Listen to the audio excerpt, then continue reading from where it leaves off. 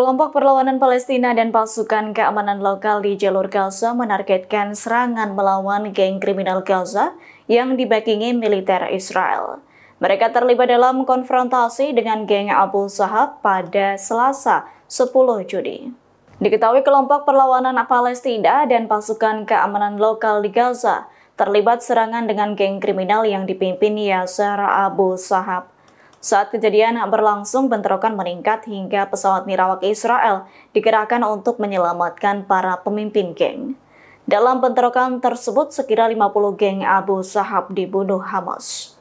Dilansir dari PalestineChronicle.com, Abu Sahab dan wakilnya Ghassan al-Dahidi memiliki catatan kriminal yang panjang. Diketahui geng itu dibakingi Israel dengan senjata yang kerap digunakan IDF, termasuk senapan serbu Kalashnikov serta beberapa senjata lainnya yang disita dari Hamas. Israel merekrut geng kriminal Gaza sejak 2024 lalu. Israel juga memberi fasilitas geng kriminal Gaza dengan menyiapkan tempat berlindung yang aman di Tenggara Rafah yang dikuasai Israel, yakni bermarkas di dekat perbatasan Kerem Shalom, titik masuk utama bantuan kemanusiaan Gaza.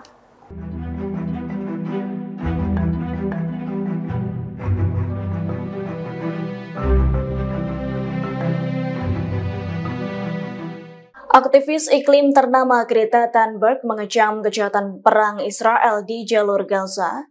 Kecaman itu disampaikannya selesai dideportasi dari Israel pada Selasa 10 Juni. Greta menyatakan niatnya mengunjungi Gaza ialah baik dengan menyalurkan bantuan kemanusiaan, namun ia bersama aktivis lainnya malah diculik IDF. IDF tak hanya menahan para aktivis, pasukan Zionis juga menyita kapal Medlin yang mengangkut bantuan dan menerobos blokade Israel di Laut Lama Gaza. Diketahui 4 orang di dalam pesawat termasuk Thunberg setuju agar segera dideportasi. Sementara itu 8 orang lainnya menentang perintah pemulangan, yakni mereka ditahan di dekat Bandara Tel Aviv sembari menunggu sidang pengadilan terkait status hukum mereka. Terkait hal itu, Menteri Luar Negeri Israel Gideon Sa'ar menilai misi laut menuju Gaza itu sebagai aksi publisitas pro-Hamas.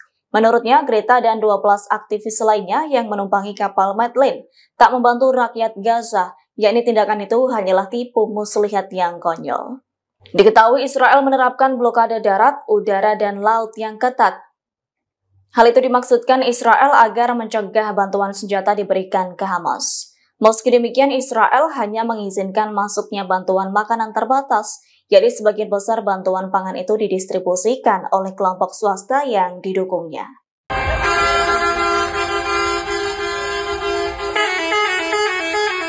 Konvoi Steadfastness atau konvoi keteguhan hati yang diikuti anggota dari 80 negara berupaya memasuki jalur Gaza. Hal tersebut dilakukan dalam inisiatif Pawai Global ke Gaza dengan berjalan kaki.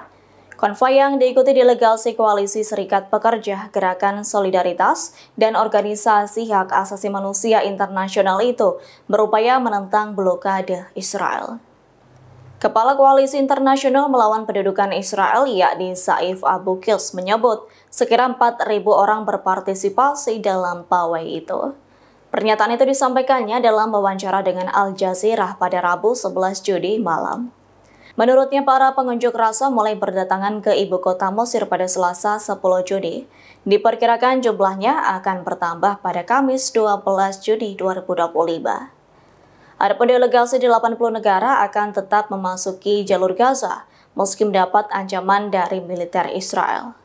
Diketahui sebelumnya, Menteri Pertahanan Israel, yakni Israel Katz, mengancam akan menghadang konvoi tersebut di perbatasan.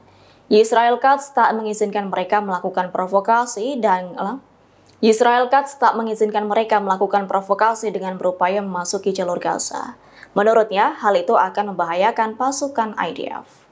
Bahkan Katz juga menuduh para konvoi itu bersimpati dan mendukung Hamas. Download Tribun X sekarang. Menghadirkan lokal menjadi Indonesia.